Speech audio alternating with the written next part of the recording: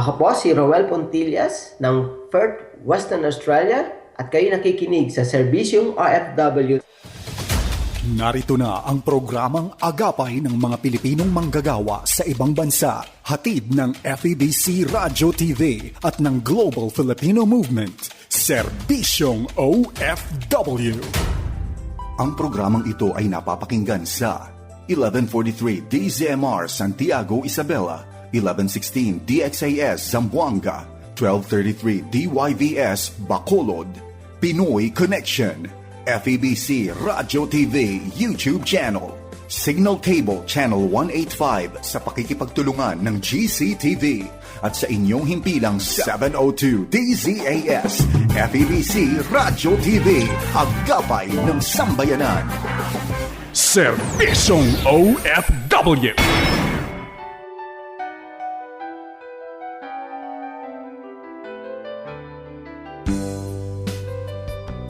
Happy Monday, Kaagapay. Good morning, good afternoon at good evening sa iyong nakikinig sa Middle East countries, America, Europe at sa iba pang bahagi ng Asia.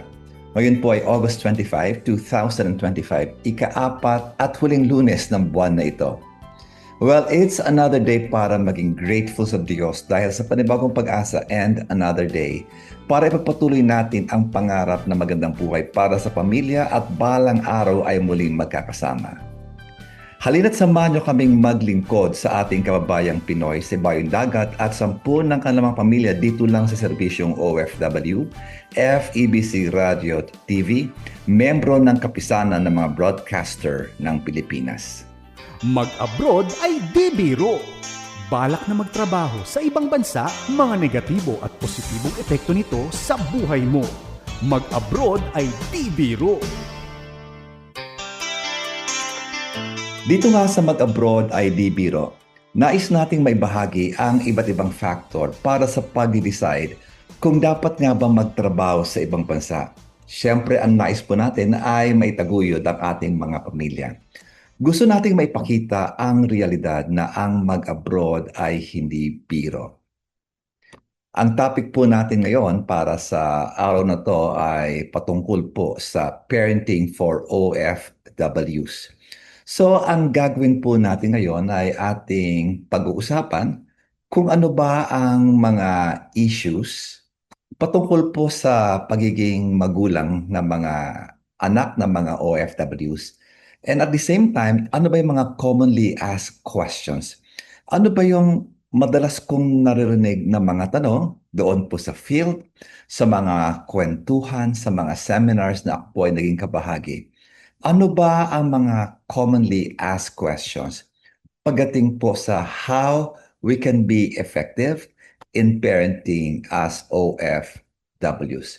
So ito po ay napaka-crucial. Well, tayo po ay dumako na para po sa ating diskusyon para po sa araw na ito.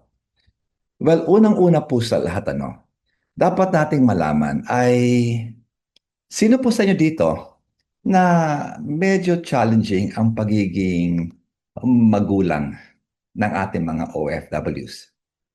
Yung iba po sa inyo ay ang primary caregivers ng umalis at kayo po ang nag-aalaga ng anak ng inyong mahal sa buhay, inyong kapatid, o marahil kayo po ay yung lola o kayo ang lolo. So, how do you do it?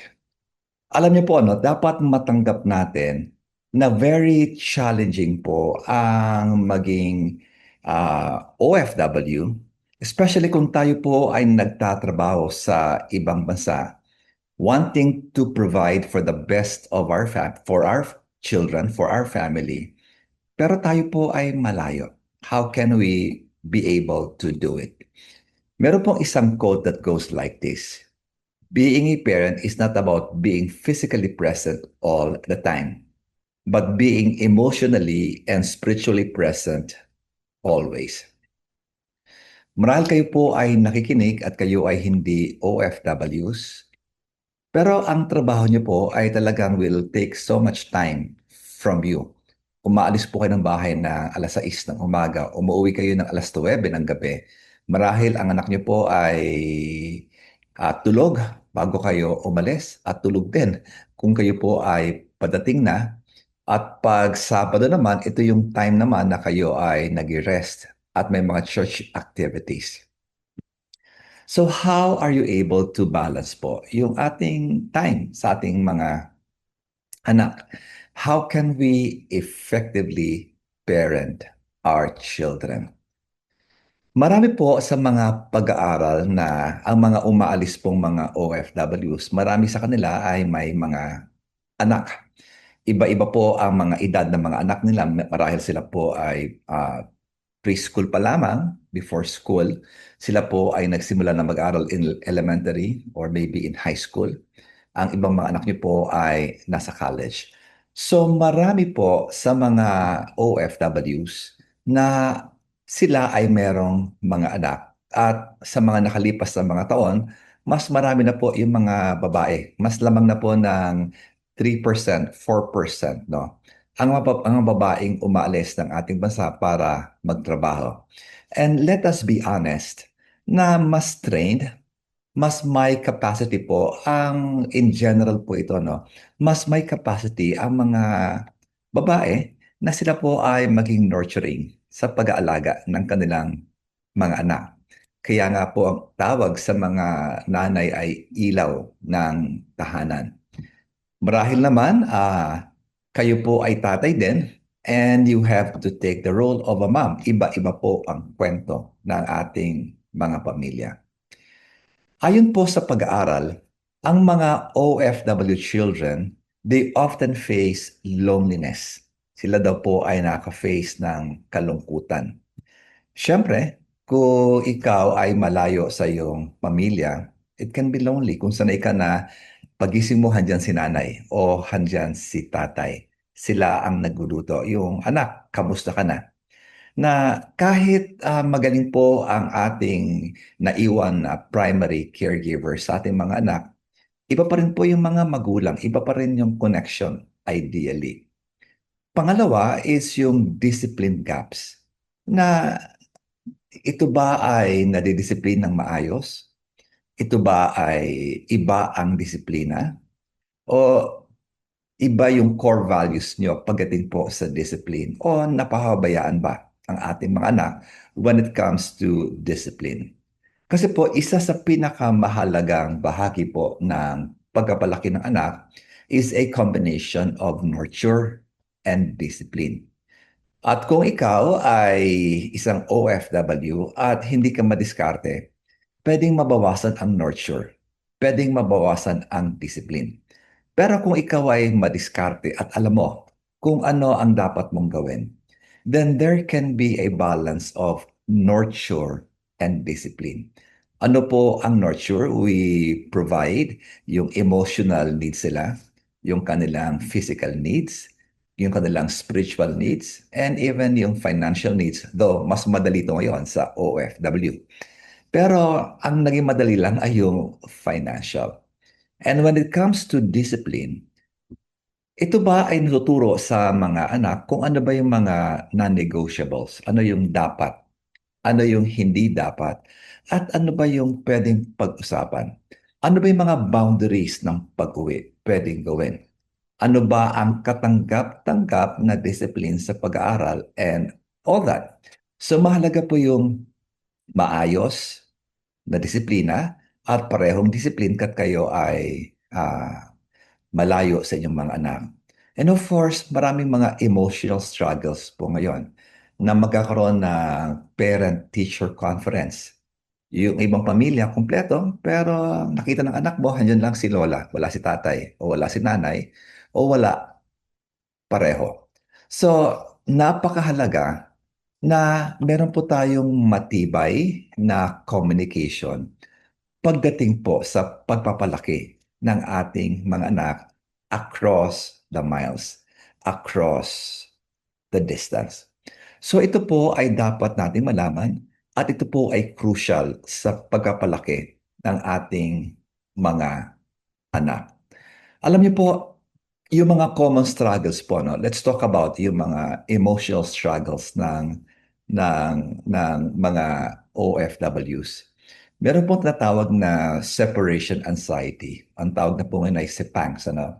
Separation anxiety. na mahirap sa isang tatay na iwanan ang kanyang anak o iwanan ng nanay ang kanyang anak, na it can be very challenging. Yung you feel na parang you want to be connected. Parang kulang pa ang panahon mo. You want to be present in the lives of your children. Na sa mga milestones sa buhay nila, you want to be there. But the reality is, pag ikaw ay OFW, marahil ang uwi mo lang ay once a year, once every 2 years. Yung iba naman po ay kung sila ay sea-based, every 6 months, 7 months, 8 months, 9 months. Kung medyo maganda naman ang kanilang trabaho, they can go home every 3 months o minsan po ay mas madalas pa. Whatever the situation is, to be separated from your family, ito po ay may tatawag na separation anxiety. Okay ba ang mga anak ko? Tama ba yung mga kaibigan? Yung nag-aalaga ba na mapangalagaan? Sila ba ay nabibigay yung kanilang mga needs? So, sa side ng mga magulang, it can be very challenging. And also sa side po ng mga anak, to be away, to be separated from your children, from their parents, it can also be challenging. So, minsan po ang ating mga anak, sila po ay nagkakaroon ng coping mechanisms na para ma-address yung kanilang kalungkutan, na they tend to overperform. Pwede po yun sa kanilang mga ginagawa sa school. They behave like an adult para bang they become an adult too much too soon, which dapat po ay hindi. Mas maganda yung normal na na progress po ng life. O marahil po sila po ay mag-misbehave. Or sadly, sila po ay pwede magkaroon ng mga bisyo na hindi nila dapat pasukin, and it can also affect the family as a whole.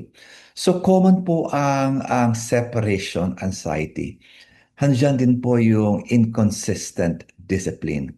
Na-mention natin kanina na merong discipline gaps. Normally, yung naiwan po natin pwedeng masyadong mahigpit o masyadong maluwag o marahil ay neglect. So kung kayo po ay aalis, you have to be sure na ang maiiwan po sa inyong mga anak ay kapareho kayo. You are on the same page sa pagpapalaki ng inyong mga anak. Hindi po pwede na babawi na lang ako pag handyan ako. Kasi po, parang ikaw ay nag-aalaga ng isang halaman na ginaguide mo yung tubo ng mga sanga. Kung medyo matigas na po, baka mag-break. The earlier, the better. No? Ang sabi nga po nila, the first 12 years, sabi po na mga psychologist, the first 12 years is the planting stage, and the next 12 years is the forming stage. Meaning, pag sinabing planting stage, dito mo tinatanim yung mga bagay na mahalaga. Ito yung mga bagay na non-negotiable. Ito yung mga bagay na sagrado sa iyo at sa inyong pamilya. So, you plant the core values, the non-negotiables. Ano yung, for example, faith, generosity, discipline, integrity. Diyan mo tinatanim. Kung wala ka, kaya ba itong magawa ng taong maiiwan sa iyong mga anak? The school, they can help. The church, they can help. But ideally, ito po ay primary responsibility ng mga magulang. Ito ba ay kayang ipagpatuloy na mag-aalaga ng ating mga anak? Baka magkaiba. And the next 12 years po ay the forming stage na kung ano ang naitanim, dito po inaayos, dito pinapolish. Kung ano ba ang itsura ng excellence, ano ba ang itsura ng generosity, ano ba ang itsura ng faith, ano ba ang itsura ng isang tao na lumalakad ng maayos sa harapan ng ating Panginoon. And another common struggle po ay the pressure on OFWs to provide financially and emotionally from afar. So paano po natin magagawa na tayo po ay makapag-provide sa kanila financially and emotionally. Mas madali po ang financial dahil po marahil ay nag-double, nag-triple, nag 4 times, minsan po ay 10 times yung doble ng kita. But how about the emotional? Kung emotional po, how are you going to provide that? Pagdating po sa finances, hindi porket kaya mo, ibibigay mo. Hindi porket malungkot yung bata, ibibigay mo ang gusto. So napakahalaga po na may balanse po tayo in everything. Emotions po, na bigay hilig, kahit anong behavior, okay na yan kasi malayo naman sa akin. Mag-ingat po tayo.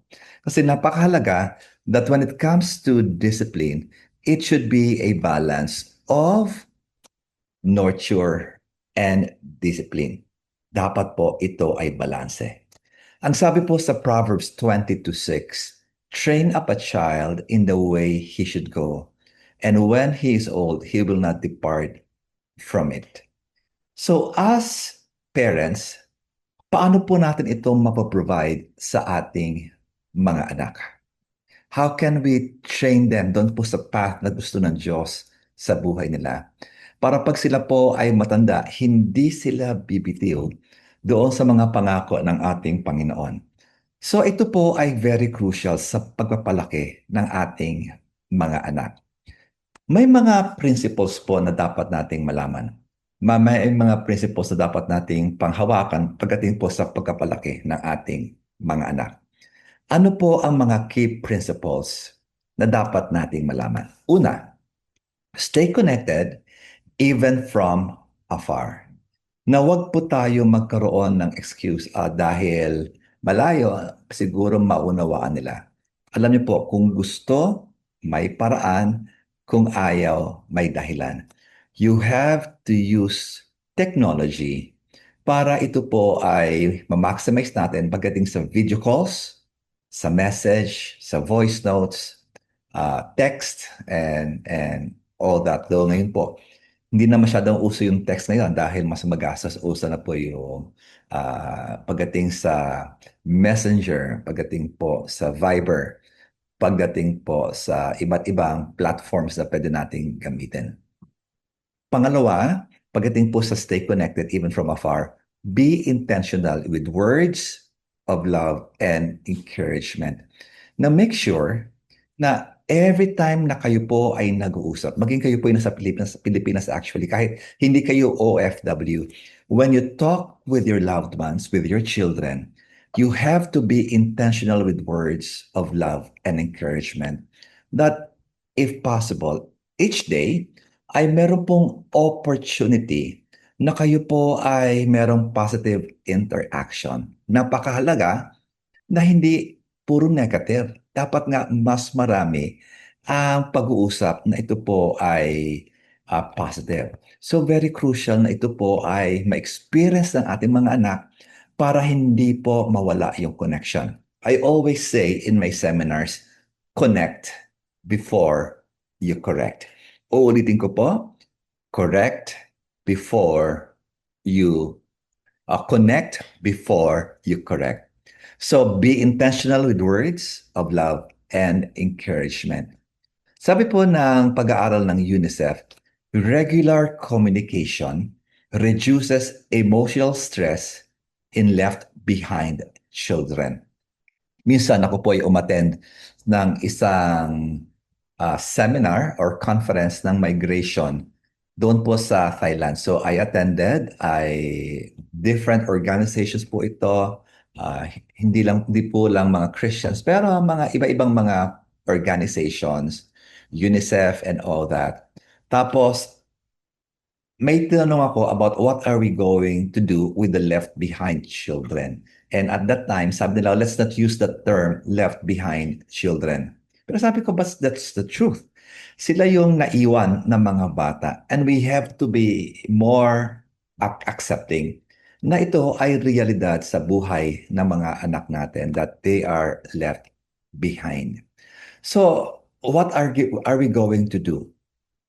Well, the solution is simple.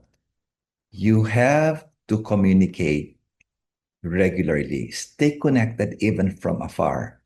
Be regular. Be intentional. Allow your words be filled with positivity. Meron pong isang anak na pag tumatawag ang kanyang mga magulang, ayaw na makipag-usap ng teenager. Bakit? Dahil tuwing kausap niya mga magulang niya, lagi siyang pinapagalitan, sinisermonan, lagi siyang sinisigawan.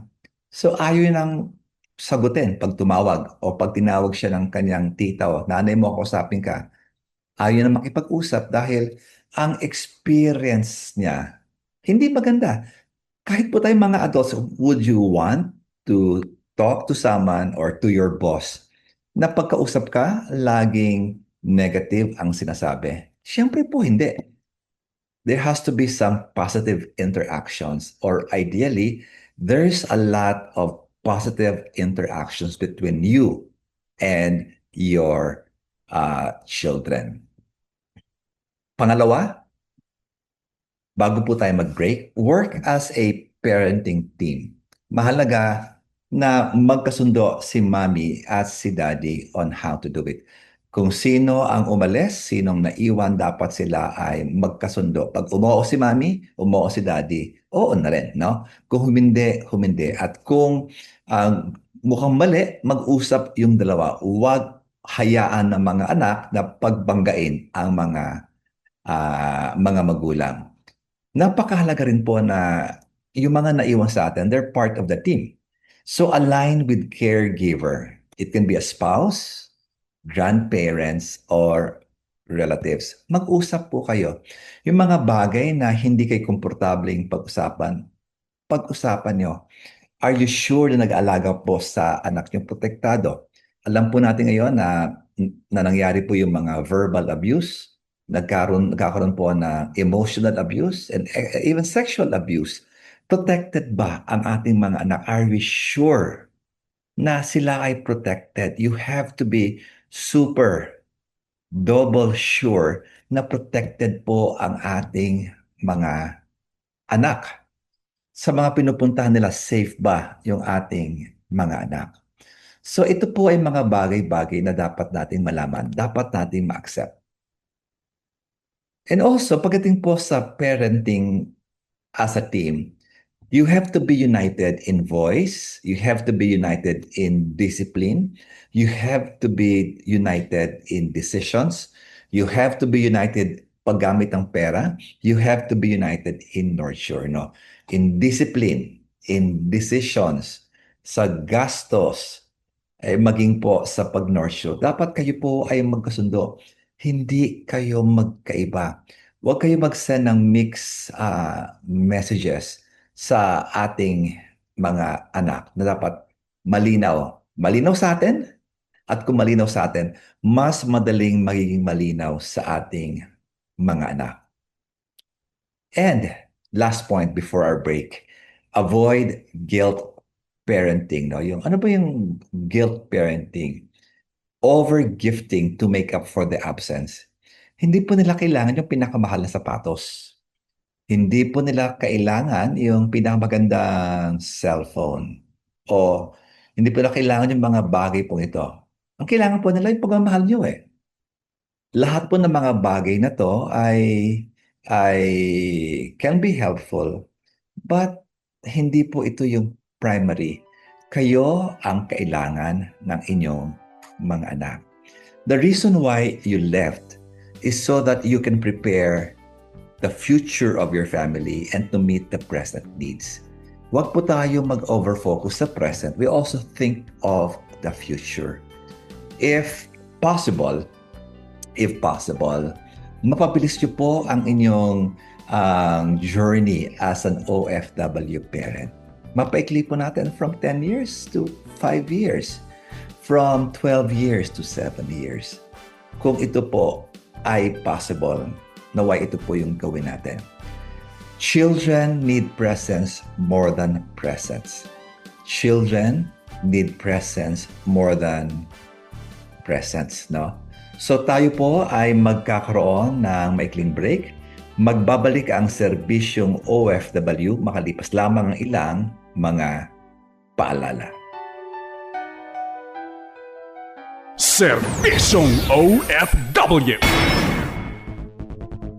Bakit hindi madali ang mawalay sa pamilya? Bakit homesickness ang #1 na hamon ng maraming kababayan nating OFW? Bakit masakit sa damdamin na wala ka sa mahalagang okasyon sa buhay ng iyong pamilya? Birthday man yan o anniversary, graduation o kasalan. At lalong makirot sa puso pag may malubhang sakit sa naiwanan mong pamilya. Ang simpleng sagot, sapagkat ang pamilya ay dinisenyo ng Diyos para maging magkasama. Kung kailangan mang sa maikling panahon ay magkahiwalay ang pamilya, importanteng malinaw ang plano sa pagbabalik at sa mga goals na gustong abutin ng pamilya. Dito'y hindi matatawaran ang kahalagahan ng biyaya ng Diyos para malampasan ang lungkot at mapagtagumpayan ang panghihina. Ito ang sabi ni Reverend Reynaldo Sande, isang OFW at pastor sa Saudi Arabia. Mahirap talaga na hindi ko makasama ang pamilya ko.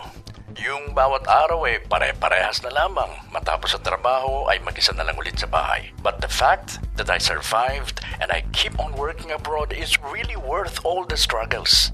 Ngayon, tapos na po sa pag-aaral ang mga anak ko at lahat ng pinangarap ko para sa pamilya ko ay naisakatuparan na.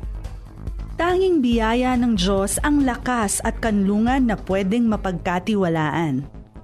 Nagpapasalamat po ako sa Panginoon dahil sa lahat ng pagod at hirap ko ay lagi niya akong sinasamahan at kailanman ay hindi ako pinabayaan sa trabaho, maging sa ministeryong ipinagkatiwala niya sa akin.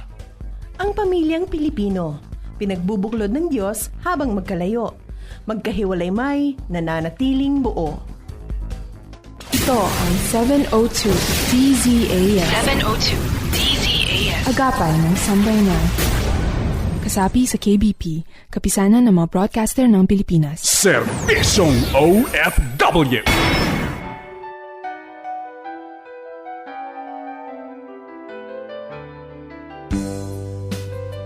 Nagbabalik po ang serbisyong OFW dito lang sa 702 DZAS Radio TV. Patuloy nga tayo sa pagbibigay ng tulong sa mga OFWs at sa mga nagbabalak pa lamang na maging OFW. Well, kanina po pinapag-usapan natin yung patungkol po sa parenting as OFWs. We talked about na it is a challenge for OFWs na sila po ay magpalaki ng mga anak from afar. And we also started talking about yung mga principles on how we can be an effective OFW sa ating mga anak. So we talked about stay connected even from afar, no? You have to be intentional. There has to be positive interactions all the time. Kahit merong problema, dapat merong positive po na interaction. Merong magandang nangyari sa inyong pag-uusap. We also talked about parenting as a team. Dapat magkasundo kayo. Kung kayo po hindi magkasundo, maguguluhan po ang anak nyo. Dapat po kasundo nyo rin yung mga primary caregivers ng ating mga anak. Your spouse, your grandparents, your relatives, no? Very crucial po ito. So, yung pangatlo po na kailangan nating magawa na prinsipyo ay instill values, not just provide needs. Napakahirap po maituro ang contentment sa mga bata. Kasi lalo na kung bigay ng bigay tayo, how can we teach them contentment to be happy with what's enough? Ang hirap po ngayon. How to live a life that is simple. Kasi po kung marangya ang buhay ng ating pamilya sa Pilipinas, lalo pong tatagal ang inyong pagiging OFW. Sayang naman na yung time na kayo pwedeng magkasama and to be together. So instill values, not just provide for their needs. Teach honesty, respect, faith, responsibility. Teach them generosity. Teach them excellence. Teach them all that. Mahirap na nga to na kasama natin sila araw-araw. Mas challenging po kung tayo ay malayo sa kanila. But kung gusto may paraan. So teach them. Be intentional sa pagkapalaki ng ating mga anak. Tapos, napansin ko po na sa mga anak natin, most of our children, especially younger children, they love stories. Kahit kayo po ay medyo tahimik, kayo ay introverted, no? Learn to tell stories about your life, the success, the struggles, and faith journey. Na ito po ay alam ng ating mga anak yung ating buhay. Kasi po baka ang tingin nila, ang sarap-sarap ng ating buhay. Minsan yung mga pictures na pinapakita natin, puro pasyal dito, pasyal doon, punta sa park na ito, sa mall na to. Pero hindi nila alam yung totoong larawan ng buhay ng isang OFW. So crucial po na nabibigay po natin sa kanila kung ano ba yung tunay na kwento. Pero hindi po guilt tripping. Pero ang purpose po ay for them to know where we are, for them to empathize where we are, pero make sure you always put God into the picture. Sa mga tatay po, napakahalaga na you teach them how to be a man. Sa mga nanay, how to be a woman, a godly woman, how to be a godly man. And connect them with the right people na para po pwedeng maging example sa buhay nila. Crucial din po na ma-nurture natin sila spiritually at home. Ang sabi po sa Deuteronomy chapter 6, no, na Hear, O Israel, the Lord our God is one God. At yung mga verses pong sumusunod doon ay ipinapakita doon na in every opportunity, no, sa doorpost, sa iba't ibang bahagi ng bahay, sa pinto and all that children should be reminded who God is. That children will be reminded the reality of God. Hindi lamang po kung mayroong blessing, hindi lamang po kung normal takbo ng buhay, pero sa gitna po ng pagsubok, ma-remind yung mga bata na merong Diyos, na buhay ang Diyos sa kanila. Share Bible verses or devotionals with them. Share kung ano po ang ginagawa ng Diyos sa inyong buhay. And also, empower caregivers to continue faith practices. Na kahit malayo kayo, nakapag-church ba kayo, o attend kayo ng youth, o nakapagbigay ba kayo? Little things. Kamusta naman integrity? Kamusta yung excellence? No? So, nurture them spiritually. And we have to be reminded, spirituality is not just in what happens inside the church.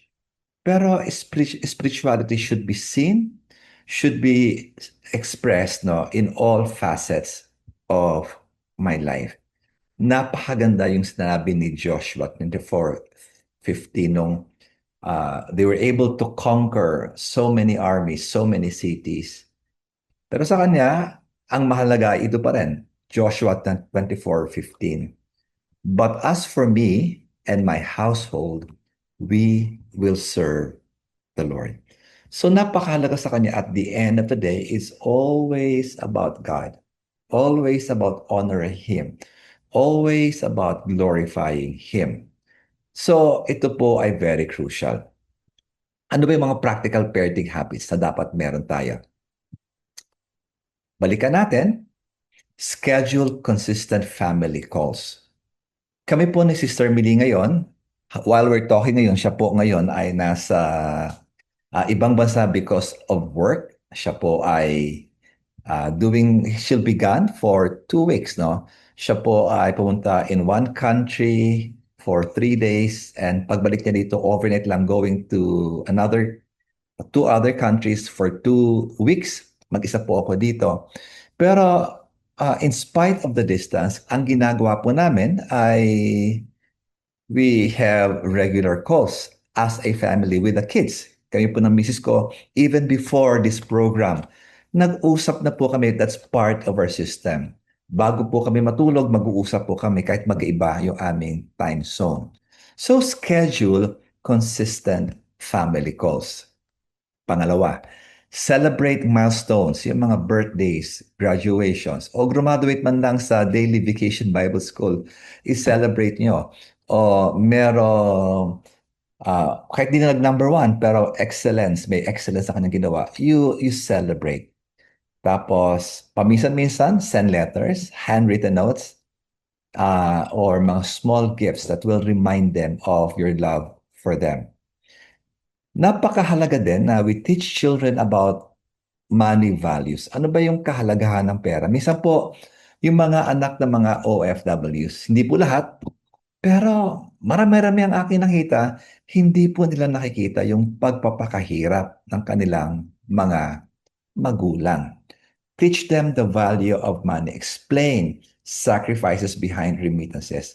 If possible, alam nila ang budget nyo, yung mga anak natin na medyo nakaunawa na, see to share with them ilang porsyento ang dapat pumasok sa tithe, ilang porsyento ang dapat nasa emergency, pag-aaral, and daily needs. At marirealize po nila na hindi pala unending yung perang pwedeng ipadala ni mami at ni daddy. Hindi pala. So, very crucial po ito. Tapos, plan reunions well.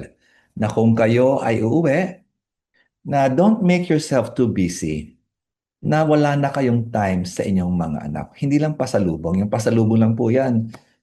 The first 1 hour, bukas, tapos na. Pero spend time together. Yung mga ibang probinsya pong napupuntahan ko, halos tapat ng bahay, meron po diyang ginagawa ang local government na pwede mag-swimming, picnic, o may malapit na bukid na pwede magsama-sama. And all that. Now, maximize what is available in our lives. No? Dito po sa Laos, sa tapat ng aming bahay, may malaking park. I go there almost every day. Next week, ako po ay pupunta lang ng 30 minutes away to 1 hour away. May mga ilog na maganda, merong mga bundok na pwedeng puntahan. You maximize what is available. Sabi po sa pag-aaral ng Ateneo de Manila, no? Ang sabi po nila na napakahalaga na ang emotional connection, clear communication were stronger predictors of child well-being than material provision. Uulitin ko po. Sa pag-aaral po na ang emotional connection and clear communication ay mas mahalaga sa total development, well-being ng anak kaysa po sa material provision. Huwag po tayo mag-focus sa less important. Mag-focus po tayo sa kung ano talaga ang mahalaga sa ating buhay. So, OFW parenting requires communication, teamwork, value teaching, and faith nurturing.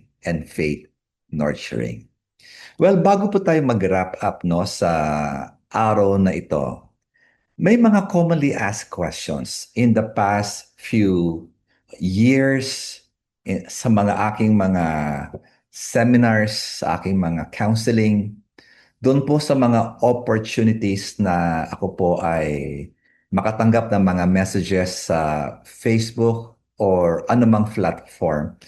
I tried to summarize yung mga commonly asked questions na tinatanong sa akin ng mga magulang pagdating sa pagkapalaki ng kanilang mga anak, and we will try to answer that today. Number 1, how can I stay close to my children even if I'm far away? So, paano ba ako pwedeng mapalapit sa aking mga anak if I'm far away? I would like to talk about yung presence. Ano po yung presence, no? Dapat bago pa kayo umalis, yung presence nyo po ay ramdam na ng inyong mga anak. You have to be present. Pangalawa, nasa Pilipinas pa lang kayo, yung presence nyo po ay nai-experience. Don't be too busy with work. Do not be too busy sa mga activities sa church na wala na kayong time sa inyong mga anak. Don't be too busy with whatever. Make sure the window of opportunity po sa pagkapalaki ng ating mga anak ay lumiliit po yan. Be present. So, pag kayo po ay present na, pag umalis kayo, then they know how it feels. Pag sinasabi, anak, gusto kitang makipaglaro sa'yo. Anak, I want to hug you. Alam na alam nila yon dahil na-experience po nila because now you are internally present in the lives of your children. Sa mga anak nyo naman, kung sila po ay kahit busy kayo, sabi, Mommy, Daddy, laro tayo. You can say, Mommy, Daddy, you can say, ano gusto, maglaro tayo ngayon? 5 minutes o mamaya pagkatapos ng trabaho, maglalaro tayo ng mas matagal. So, feeling nila, yes, mom is busy, daddy is busy. Ang daddy ko, nanay ko nasa abroad, pero gagawa ng paraan para magkaroon ng communication sa akin at connection sa akin. So, napakahalaga that you are able to make yourself available sa kanila na you're abroad, iba yung time zone, but make sure you have to be intentional. Communicate regularly. Communicate consistently. Communicate your love. Dapat feel nila yung pag-ibig mo sa kanila at all times. Isa pa pong tanong na lagi ko naririnig sa mga OFWs, how do I discipline my children if I'm abroad? Kasi po, maraming mga OFW parents, ang feeling nila they are powerless when it comes to discipline. Napakahirap ito ay gawin. Kung kayo po ay nasa Pilipinas at ginagawa nyo na yung discipline, mas madaling ipagpatuloy pag kayo ay nasa abroad. But make sure, pag kayo po ay nag-discipline, as I mentioned kanina, connect before you correct. Ulitin ko po, kung may connection, mas madaling mag-correct. At kung may sabihin kayo, ito alam na po ng ilan sa inyo, yung sandwich approach. Ano po yung sandwich approach? Something positive, yung correction, and end it with love. O anak, na-miss kita. O anak, nabalitaan ko na you're not doing good sa school mo. Panghuli, tandaan mo, mahal na mahal kita, kaya ako dito. So, sandwich approach. Merong maganda, may correction, at may maganda pa rin. And at the same time, siguro, bago kayo mag-correct, nakakapag-invest ba kayo ng positive emotions sa mga anak nyo?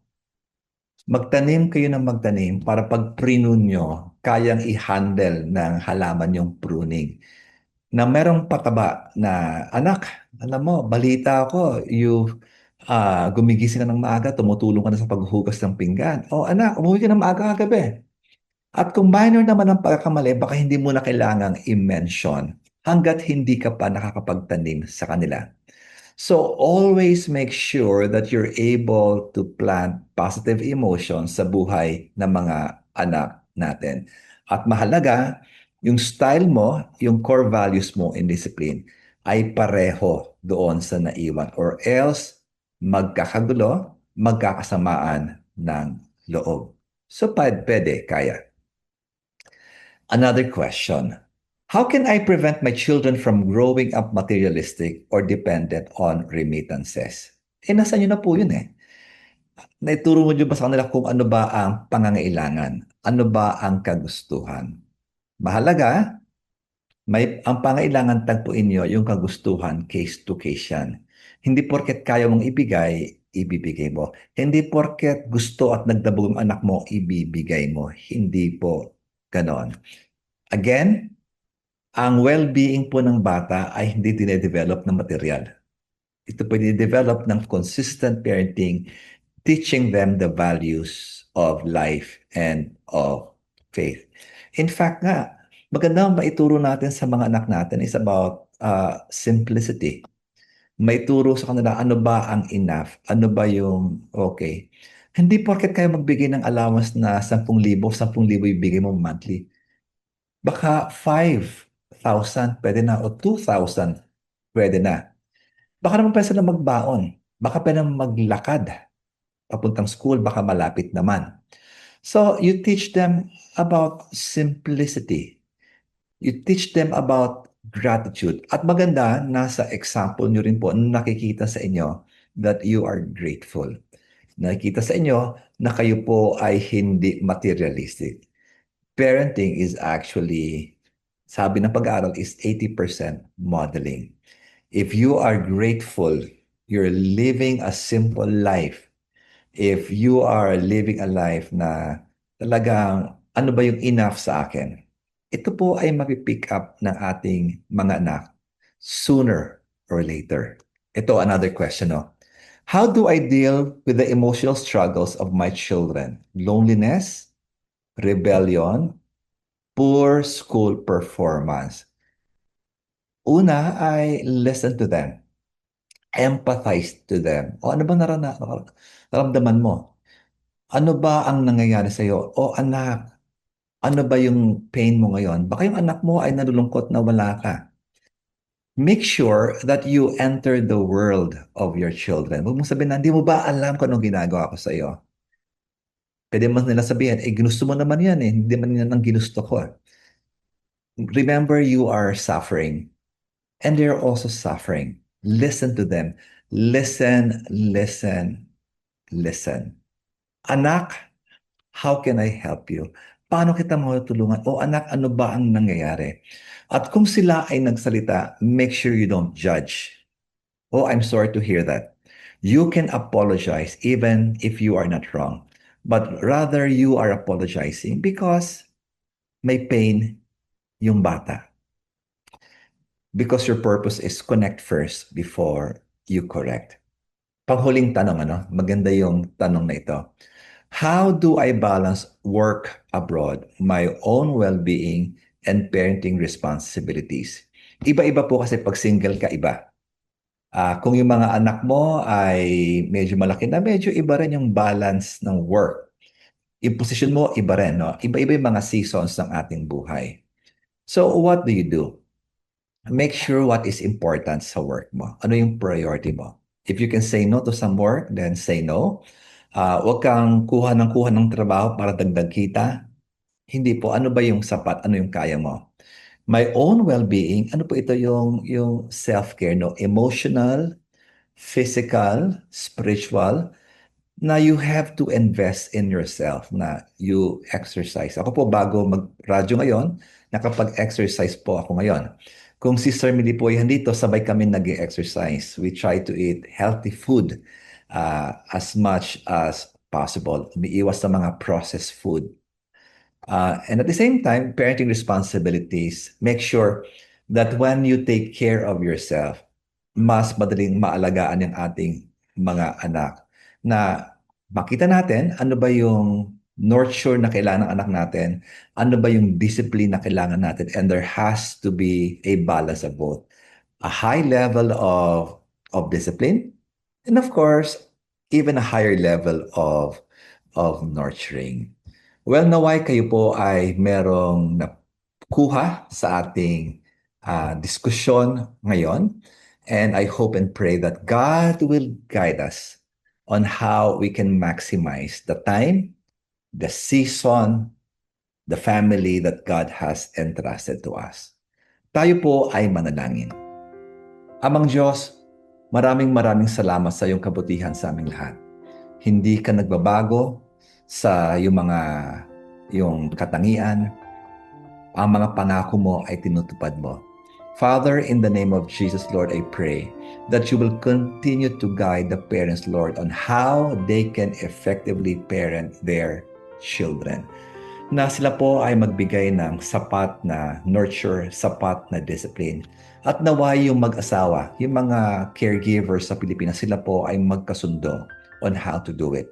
Sa mga anak, Panginoon, na naliligaw ng landas, Father, I pray that you will reach out to them with your love, with your grace. Lord, I pray that magkaroon po sila ng ibang puso, Panginoon, that you will change their hearts, Lord, that they may go back to you. Sa mga mag-asawa po na sila po ay dumadaan ng mga challenges in their relationship, I pray for grace and forgiveness. Sa mga single parents, Panginoon, we also recognize a unique challenge that they are experiencing. Father, I pray that they may feel that they can thrive, that they are not victims, that they can thrive, Panginoon, sa space of single parenting. Lord, we lift up to you every family represented, every need represented. Be the Lord and God of everyone. This we ask in Jesus' name. Amen and amen. Well, kung kayo po ay meron pang ibang OFW concern, Maaari kayong magbigay ng mensahe sa 702 DZAS FEBC Radio TV FB page at sa serbisyong OFW FEBC Radio. Magkakarinigan po muli tayo bukas sa radyo, online at dito sa cable channel 185 sa Signal. Ito'y sa pakikipagtulungan ng GCTV para sa isa na namang edisyon ng serbisyong OFW. Kasama rin ang inyong mga lingkod, ito po si Kuya Harold Cruz. Pagpalain ng Diyos ang ating mga OFWs at ang kanilang mga pamilya. God bless! Ito po si Jerry Grutas, OFW at ang inyong kaagapay sa Washington State, USA at kayo'y nakikinig sa Serbisyong OFW. Serbisyong OFW!